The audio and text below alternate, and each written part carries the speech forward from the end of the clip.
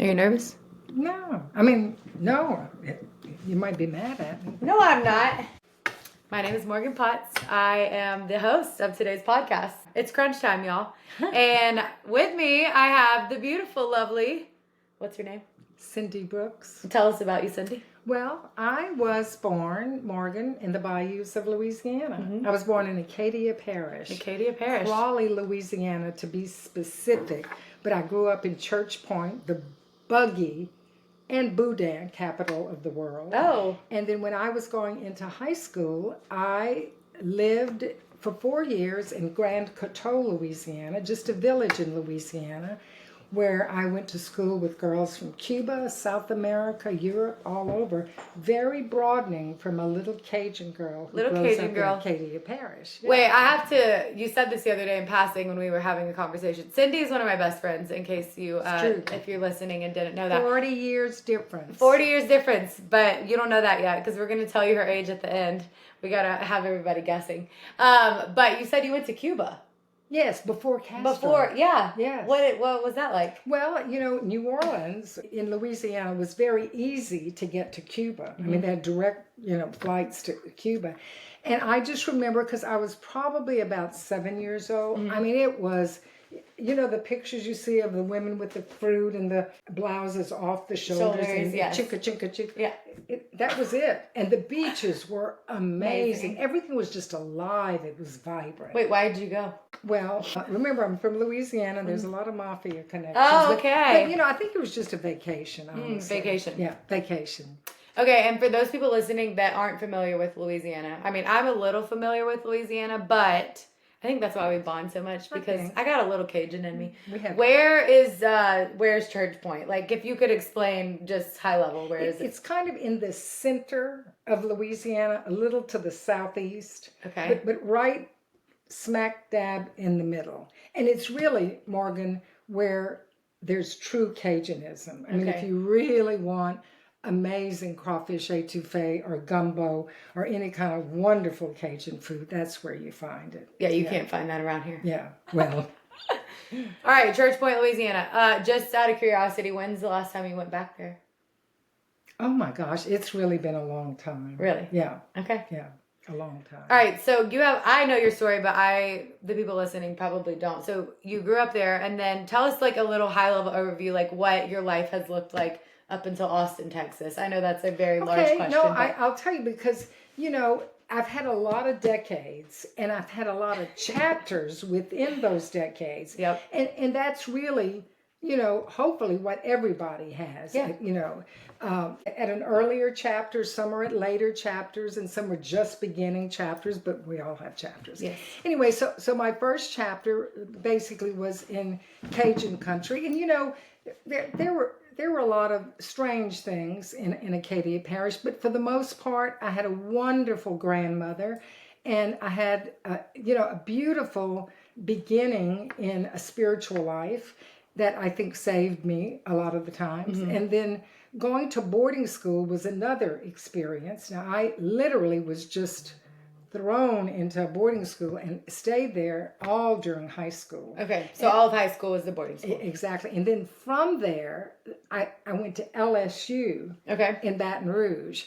And so that was... I didn't know this. Yes, that was interesting. And I wanted to major in journalism and theater. Okay. And my mother... Rita Thelma David Parrott said, OMG, no, you have to support yourself. You have to never depend on a man. So anyway, I loved my mother because she did pretty much save us. And so I majored in education. Okay. Yes. And then right after LSU, I may be not my partner for life, but certainly a good person. And how old were you when you got married? I was early 20s, 21, 22, something like that. And then very quickly after, just to give you an idea, I wanted to go teach in Australia. And my now ex-husband, scared. No, let's not do that. So there were a lot of differences. But look, I say nothing negative. Yeah. Great person. And so why Australia? I'm sorry to interrupt, but because I had so much adventure in my spirit. Yeah. And always had. You always have. Yeah. You know, and boarding school really did open me up. Because you met people from all different Absolutely. Okay. And different places. Exactly. There was challenges to that, just being isolated, because isolation is kind of a theme in my life. Always isolated from that kind of normal path. But anyway, there's blessings in everything is what I've come to learn.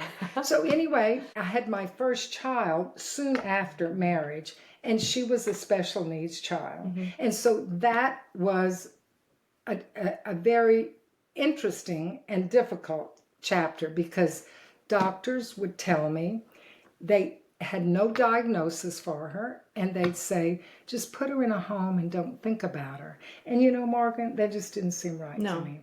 So I put her in a special school with kids who had a variety of special needs. And it went up to age 14 because it was private. Having taught in the public school system in New Orleans, I knew she would be eaten alive. Yeah. So wow, it's kind of like that. Your path into education gave you more of an insight into your child's life. Exactly. Wow. Yeah. That's crazy. And so a lady down the street who also was in education, because she had taught in Austin, Texas, and she knew my dilemma that I was trying to find a place for my daughter. And I had looked at some boarding schools, they wouldn't take her. There was just no diagnosis. And so it was difficult for everyone dealing with her. But think about it, most difficult for her. So just to go forward, she's my heroine. Yeah. I mean, yeah. So anyway, so the lady down the street in New Orleans said, I used to teach in Austin, Texas. And she said, no good special ed at the time. This was about 1986. She said, but you know what you will find? I said, what will I find? She said, you will find a community that's educated, open-minded, and will respect your daughter's differences. Wow. Seriously. That's amazing. I was hosting a radio show in the French Quarter at that time. I took off work. I flew to Austin, Texas. I looked at Westlake and I looked at Austin High, and I knew the teacher at Austin High could handle my daughter. Okay, wait, pause. So you have Michelle is Cindy's daughter's name. Yes. So you have Michelle, and you're trying to figure her out. You're also working in education and married still at the time. Yes. But when did the radio show come in? What was a side hustle or? No, my mother, fortunately for me, lived right down the street in New Orleans. Love that. Yeah, because I was living in New Orleans then, and she was my now ex-husband would travel, and he was gone most of the time. So I was home with my daughter, but my mother was right down the street, and she knew my quest, because she was the one that told me I could not go into theater and journalism. So I created this opportunity for this radio show, which is a whole nother story. Yeah. But she watched my daughter while I was on the radio. Wow. And in fact, at that time, she was in school during the hours that I worked.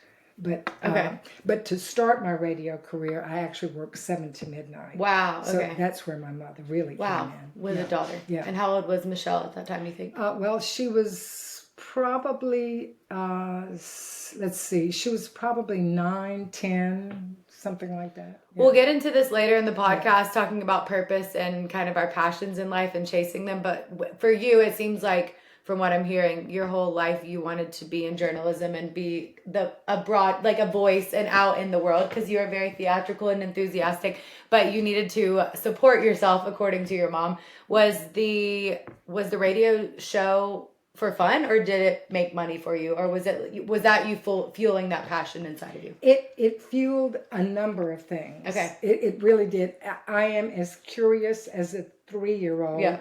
Always have been since I was 3 years old.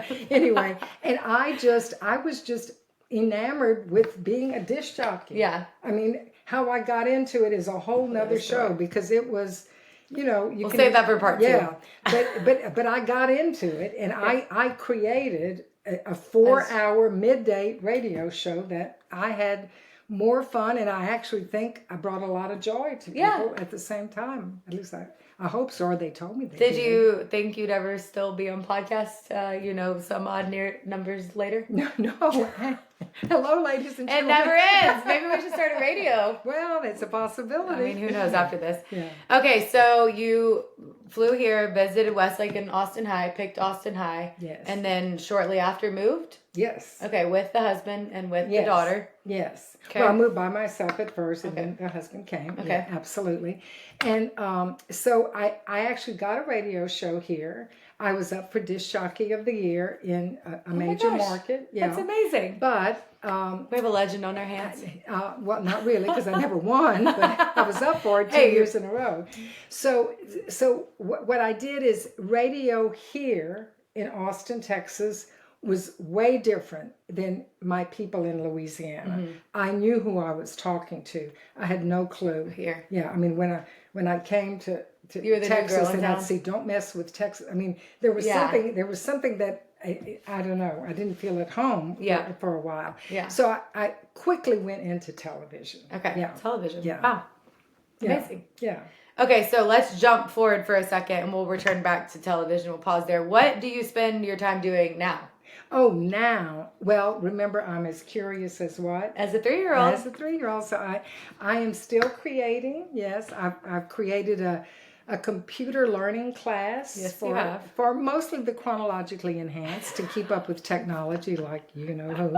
And so now you can teach someone on how to start a podcast. Well, I was thinking you could help with that. I'll help yeah, exactly. So it's called At the Table.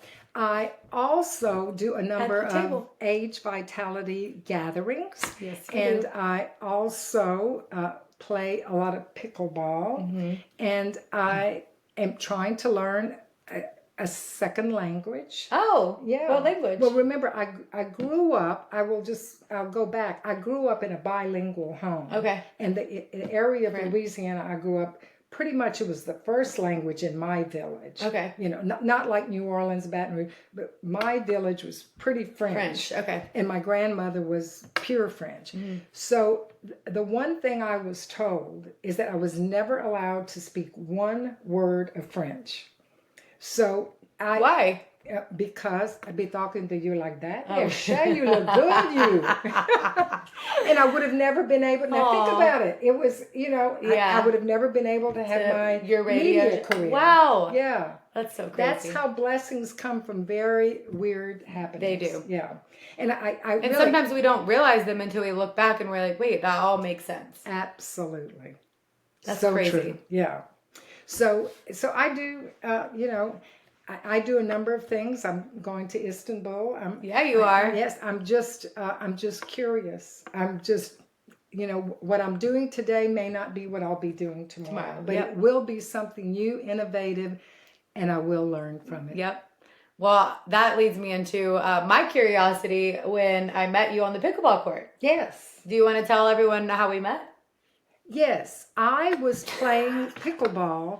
I want to hear your side of the story. Yeah, well, it's the truth. I was playing pickleball with the love of my life. It was during the pandemic. And I do remember that there was someone came to the courts and said, you can't be playing in the park. And we just stood there with our pickleball paddles and watched them go away, because that's kind of what we do in Louisiana. Yeah. We don't listen to rules too much. But anyway, so it was a fenced-in area in South Austin. It was at South Austin Rec, an outdoor court, and it was marked for pickleball. And I see in the fence, actually it was my then fiance looked at this adorable girl and this this person with her and said. She said, "What in the hell are y'all doing?" and my guy says, "We're playing pickleball. Grab that guy and come in here. We're going to teach you." And that day, it was just like a miracle. It was a miracle. Meeting. Yeah, it was a miracle. Yeah, because I wouldn't have been out there playing pickleball. I don't know if I. No, and I had never ever gone to that park ever before, and I never played pickleball, and it was COVID, so to see another person out. This was like in the thick of COVID. And we were just walking around, and I was curious, like a 3-year-old. That's why we're so similar. Yes. And I was like, yeah, what are y'all doing? And they invited me in, and we have literally been friends ever since. Absolutely. And I mean, besties. My soul sister. I'm like, I want to be her when I grow up. So. And I want to be her when I grow up. Oh, whatever. Okay, so you said fiance. Can we talk about Les for a sec? Yes, of course. So Cindie was married, and he was a great man. I never met him, but they went separate ways. Yes. And then you were single for 20 years. For 20 years. Yes. Okay. And never really, you know, and never really thought I would meet someone because I am a slight bit different and peculiar in a lot of ways. And, you know, and I had a lot, in my life. I had a special needs daughter and then son-in-law and then a life that, you know, was pretty different. And I met this guy. It was organically. Somebody met me and then knew him and said, you know, I think y'all would maybe be a match. And so we met and it was, And so, we were just great partners. Yes. Yeah. I love that. Okay, we're going to circle back around to Les in a minute. Yeah. I want to get back to our questions so we don't lose track of time. So in Austin right now, you play pickleball. You just went through some hardships. We're going to talk about that in a minute. Me and Cindie still play pickleball. We haven't played in quite some time, but we'll get back out there. She's busy. Yeah, we're busy. We got lots going. She's busier than me, and 40 years difference here. Okay, so one question I love asking people is I think a lot of people in life go and do a lot for other people, and we tend to be really hard on ourselves. But I want to hear something that you love about yourself. And it might be a quality that you haven't always loved or something that you've grown to love about yourself. But do you feel like there's something that through your life on earth that you have learned to love about yourself? Yes. And Morgan, that is a great question. Thank you. Because it took a long time. Because my advice to anybody looking for love is first fall in love with yourself. It's true. And you know, I understand that because I have a hard time with myself. I'm not that easy to love, and I do have a lot of peculiarities, but I've grown to kind of like them. Yeah. So Cindie and I actually have a pretty good relationship. That's great. Now. Yeah. And I love what you just said. Like, same here. How can someone love you if you don't even love the things about yourself? Absolutely. And what I like, when I ask this question, people are like kind of get taken aback, like, I can't love something about myself. And it's like, no, that's not prideful or arrogant. It's just like, I feel like God has given us these qualities that will lead us into like why we're on earth and our purpose.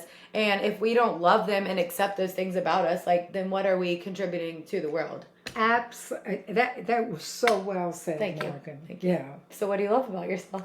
Well, I like a lot of things about myself, and I really enjoy my curiosity. Yeah. And you know, and I've come to realize that truly nothing in this world has that much significance because we're just passing through. Yep. So, you know, I try not to get bogged down with pretensions or wanting to be somebody else. I like being myself. And because I've kind of come to that place, I really enjoy being with myself. And hopefully through that, I can help other people because that is the one thing. It's even like in the airplane when they say, put your mask on before you reach for your child or a neighbor. That is the truth. You really have to be at peace with yourself and like yourself, and because you know we spend a lot of time with together. ourselves. Yeah, exactly. And a lot of people try to run away from that and try to find something. I'm very content now. Yeah. Do you feel like it took you a long time to get there? Yeah, I think it took quite a while to get there, but it's a good place to be in. Yeah. Well, you are worth loving. Well, thank you. It is a hard place to be. I think we get burnt out. Like I know recently I have been going and blowing. We got a lot of rhyming words today, but or blowing and going, I guess is the right phrase. But you know what I realize is I can be present in all these situations, or I can be in all these situations I'm going to. Yeah. But if I'm not fueling myself with rest and good nourishment, I am like physically there, but I'm not mentally there. Exactly. And then it's like, what's the point, you know? And it seems selfish to rest or like take time for me or whatever. But I'm like, if I'm not refueling my spirit, my mind, body, soul, and what we're going to talk about in a second. It's like, what's the point in even going out into the world and showing up? Yeah. And Margaret, I will just share this with you. A lot of people depend on your energy and your great wisdom, because you do have a lot for a young person. Thank you. Because I learned, believe me, so much from Morgan. But it's like a demand on you, because you do have a lot of friends. You're responsible for a lot of things through work, through your community, that I'm glad that you're focusing on taking care of yourself, because you will not be as good for those people as you could be if you don't take care of yourself. And it's actually more exhausting. Yeah. Like, I feel guilty when I try to show up for people when they need me or ask, whatever. I love my friends. But when I show up and I'm not fueled up, I'm like, it's just even more draining. Yeah. And I feel guilty about it. Yeah. Well, it's because you need to take more time for yourself. We're learning. Yeah. We're learning. Okay, so next question. What does moving and grooving mean to you? Moving and grooving means a lot to me, because, moving, first of all, the moving, if we don't move, do you know how unhealthy that is? I mean, that's like Dr. Oz says, sitting on a couch is worse than smoking. So moving, it gets your blood circulating, it feeds your mind, your muscles, and your spirit, really, because it's that blood. It doesn't move if you don't move. Yep. So that, and then it groove, just the word groove and grooving is like they're grooves in life. And if you're curious, you want to know what's in that groove. So it's like, yeah, you do. You're not just going like this. You're like, exactly. So you got to find the grooves, but you can't go into the groove unless you move. Oh, yeah, love that. Yeah, so true. Yeah. Have you always moved a lot? No, really. No, that. In fact, there's a French word, I think, because you don't know French, but you're learning. But my mother and my grandmother used to call me en plate. What does that mean? And I think that means lazy. Oh. Yeah, I think, I think you're the furthest thing from lazy. Yeah, well, I think so, too. Something sparked in me along the way that I started moving. And that really did fuel a lot of my motion, my forward motion. Yeah. Do you feel like that's been a game changer as to, like, where you are today in your health? Absolutely. It's definitely one very critical component. So Cindie mentioned she's an age vitality coach here in town, and she also hosts these happy health happenings where we come together. The most recent was on top of a hill here in Austin overlooking the sunset, and we did some stretching and all went around. It's very community focused. It's amazing. If you're ever in Austin, we'll have to tell all our guests listening about it to invite them. But I'll never forget the first one I ever went to, and I think I was the youngest person there by like 30 years, which I loved. Yeah. And we went around the room and everyone shared their happy health tip, and one person literally said, "You stop, you die." And at first we were all like, oh my gosh. But then I thought about it and I'm like, I think I think she was like 80, I don't know. But she was like, I still ride my bike and I still cycle. And like, we might be like a little, like I'm 31 and I'm still feeling like I'm hurting. I didn't realize that you took, that was a takeaway. It was, but it's so simple, but it's so true. I think like the key to long life, along with other things, that is like moving your body. Yeah. No, that's it.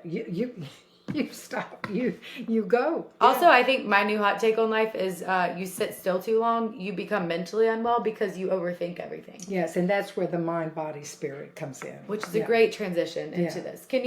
So we were at yoga the other night and Cindie was leading us in a beautiful evening and you mentioned the mind, body, soul connection and you had a little metaphor. Can you tell me about that? I think of every body as a three-legged stool, some kind of a tripod. Just think of it that way. And to be erect, confident, and upright, it's like a stool. If the three legs of a stool are not erect, and just one of them falters, you start to fall. And the three legs are the mind, the body, and the spirit.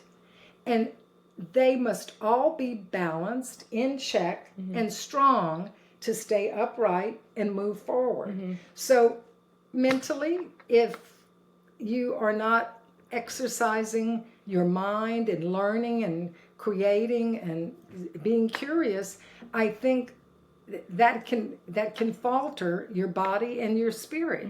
Certainly, if your body is injured or you're not utilizing it correctly and ruining it and putting bad things in it, it's going to affect your mind and your spirit. And then I think the strongest leg of the stool or the tripod should be the spirit, because the spirit can hold all three of them up if it's strong enough. And I think the spirit is very, very key to the mind, body, spirit whole,ness connection. Yeah, exactly. It's like your firm foundation. I love that.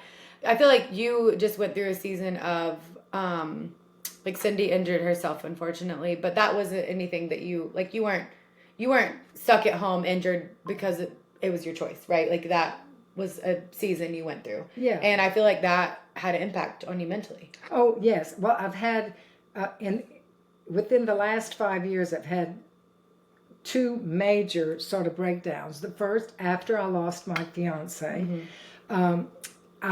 my back literally collapsed. Yeah. And that's probably because mentally and spiritually I was down, and it broke my body down. It really did.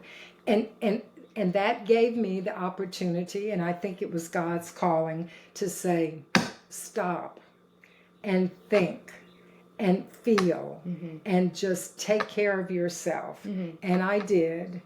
And after 4, not 3, 4 surgeons saying, Ms. Brooks, you're going to need surgery if you ever want to walk again. And I just sort of listened to God, and I just laid back and I prayed, and I just took care of myself and started falling in love with myself, because I had lost the greatest love of my life here on earth. And so I emerged as a whole human being without surgery. Wow. And boom, I was out on the pickleball courts before you could say 1, 2, 3. Yeah, you were. And then earlier this year, not so fast, don't think that everything is rosy, I fell on my right arm, not my left, my right arm. And you're right-handed. Yeah, and I'm right-handed, dominant hand. And I crushed this. That put me down for another 3 months. And again, it was an organic healing. And I emerged, and I played pickleball this morning. You did? I sure did. Yeah. Wow. Yeah. So, we just go through things. Seasons.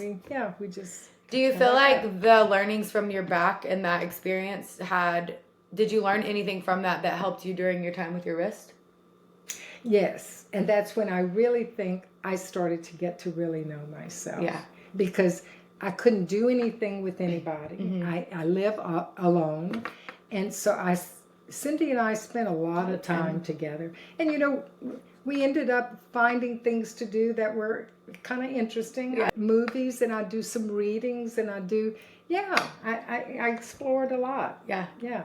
Wow. I just didn't waste the time. No. Yeah. And you spend a lot of time praying. And Cindie would call me just not doing well, and I was like, I wish there was more I could do to help, but I'm no surgeon. But here we are. I can pray. Yeah. And you're doing a lot better. Yeah, I'm doing a lot better. All right, so not to live in the negative too much, but this podcast really is the heart behind it all. Is I feel like in my own personal life, especially lately, I've learned that it's in our crunch time that we are stretched and molded and matured into the next season that God is calling us into. And we don't always know what that looks like and what that is. But I know personally, I can look back over the years, especially growing Granarly, and every time I am like 5% away from giving up is when I just got to have the grit and the grace for myself to push through. And the next big breakthrough has been far greater than anything I could ever dream or imagine.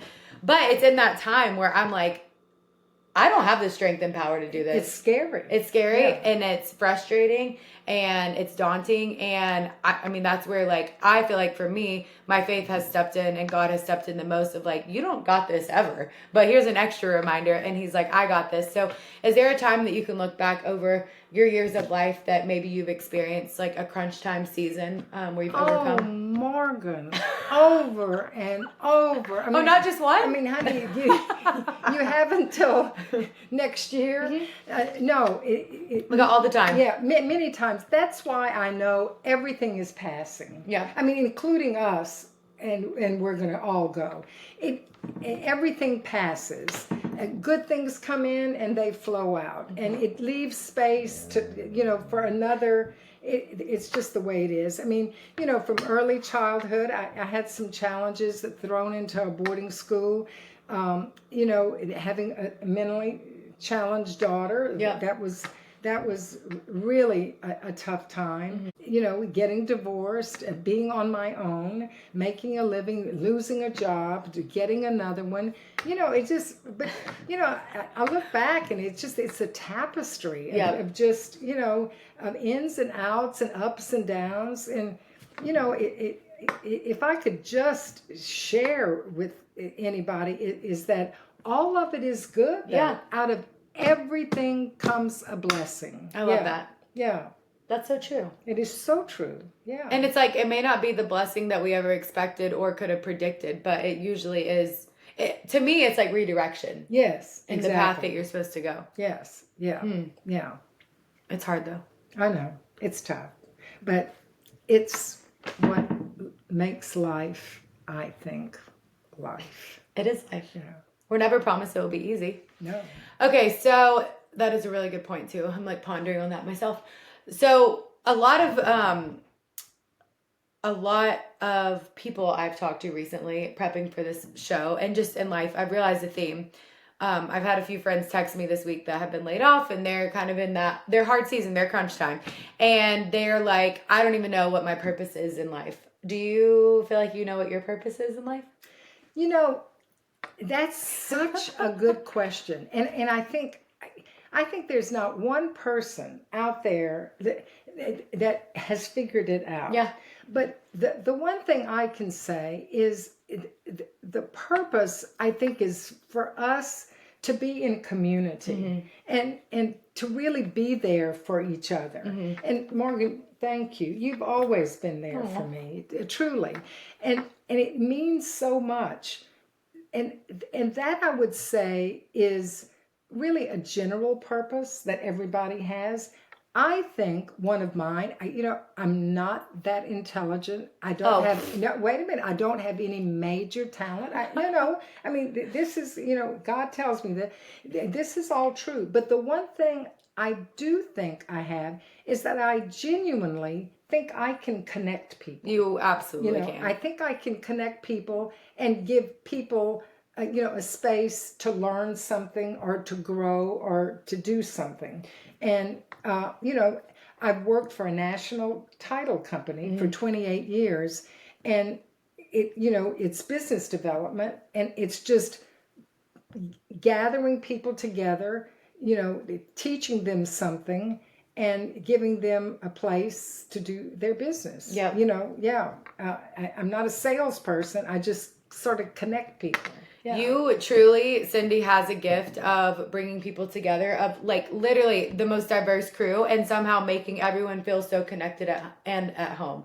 And she's so great at calling out certain traits in people that they don't even see about themselves. And just, I don't know, it's truly a gift. It's fascinating. It's like we were outside at yoga, and I keep referencing that because that's the most recent thing we've done together. Gathering. But I'm like, we're outside in this big open space, and somehow it seems so small, and we leave as friends, everybody. Yeah. That's a gift of yours. Thank you. Because I hope to do that again, and I hope you'll come. Yeah, I will. Yeah. Anytime. And you too. And you too. Yes, you too listening. I think that you have something interesting you just said there with you worked for a national title company. And I think when I talk to a lot of people and encourage people, people look at me and are like, well, you have Granarly, like you have a purpose. And I'm like, yes, to some degree. But like when Granarly is gone or stripped away or fails, I mean, I have no idea what's going to happen. Like I'm still Morgan, and I have to detach from what I feel called to do right now, because that might not be my lifelong purpose. But some people are like, well, I haven't had a dream, or I don't have a business idea. And what I like to encourage people is like, hey, your purpose doesn't have to be your job, but you can find purpose in your job. Yes. Does that make sense? Oh, what a great statement. And I feel like you found that. And yes, absolutely. Like you do in granola. I think it's way bigger than a fabulous bag of granola. Granola. Yeah. Yeah. No, it's way more than that. Yeah. And you do that so well, Thank Morgan. you. You do. Thank you. How do you feel like you found purpose working for a title company? Like, what did that look like? You said gathering. Because I'm not a salesperson. I mean, literally, I have no talent. But I am curious, and so I literally found out what my clients needed and learned about it and gave them information that helped them with their business. In other words, earning their business, so that just hopefully they would come and use my company. Yeah. Now, if they didn't, I was just happy to help them. Yeah. But if they did, well, hello. Yeah. That was pretty good. Yeah. Yeah. See, you can find purpose in whatever season or job you're in. And that's so true. I mean, in everything you can. You can. Yeah. It's just the mindset in which you do it in. It's so true. Yeah. So, okay, we're going to wrap up here soon because I want to keep these around like 30, 45 minutes because we live in a day and age of short attention spans. But this has been so great. I want to know, you're going to Istanbul, you mentioned, but I want to know, maybe that's your answer. I didn't mean to take that away from you. But what is something you're looking forward to this year? And it doesn't have to be like 2024 this year, but like in the next 12 months. Like what is... Oh, what a good question. Well, I just every day, Morgan, every day, and any chance I could play pickleball with her. But no, I'm really looking forward to just continuing to do a lot of what I'm doing. It's not like anything massive. Mm-hmm. It's just like keeping the day-to-day activity, because remember, we only have the day in front of us. That's so true. And so to make the best of it. But I really do want to learn another language. There are some places in the world I'd like to go to.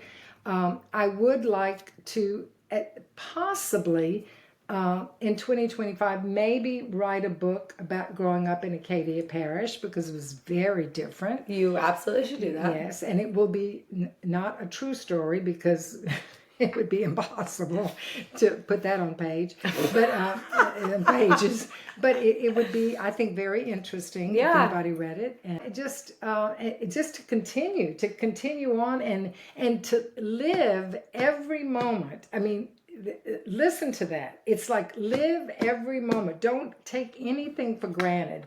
Just keep living. And if there's something you want to do, figure out a way to do it. Yes, ma'am. Yeah. So true. You just got to take a step in the right direction. Exactly. Or in a direction. Yes. Doesn't have to be the right one. Yes. As long as you are on your three-legged stool. Yep. Yeah. You're just scooting on the stool. Yeah. Just, you can go forward. Okay. If you don't mind, I would love for you to tell everyone how old you are. Oh, I am 76, but almost 77. Yes, you are in November. Yeah. Yes. Exactly. That's crazy. Look at her. Yeah. I want to look like her when I'm 77. Well, it really isn't, Morgan, because honestly, I feel like you are such a chum. I mean, I can relate to Morgan for some weird reason. And I can relate to Cindie, so. And I think it's just vitality. Yeah. I honestly think it's vitality. It's just really opening up your eyes, staying curious, keep learning, and never forget the most important thing in this world is where we're going. Yep. Yeah. So true. Yeah. And it's like sometimes in society that somebody thinks the big this, the big car, the big, we're all God's children. We're all the same. We are. Yeah. We're all the same. Yeah. Just love one another. We do need to love one another. It's key. One last question, which I knew you would like this because you tell me all the time about a certain granarly that I should make. And Cindie is very healthy, watches what she puts in her body, loves to eat clean. I mean, that's key to age vitality. Yes. And so if you could create any granarly blend that you could imagine, what would it be? Well, by the way, I love the fact that granarly is so clean and it's so healthy and it's so good, and it really does energize you to do that next adventure. I mean, that's the way, honestly, I feel about it. You put it in your mouth, it's just like this big kaleidoscope of tastes, and also like a party, like people are dancing inside. Anyway, I didn't pay her to say that. What I would like, the Cindie blend would be just granola as it is, just a wonderful, the gluten-free granola that it is. And I would like, and I know this is difficult. No, you say it. It's your dream blend. It's my dream blend. I'd love to see nuts in it. Okay. Yes. More seeds. I like the sunflower, the chia, the hemp seed, and the pumpkin seed. Okay. And I would also like chips of dried fig and mango. Okay. Okay. All right. And little slivers of dried coconut. Okay. Okay. All right. That's what I'd like. Okay. And no sugar. And no sugar.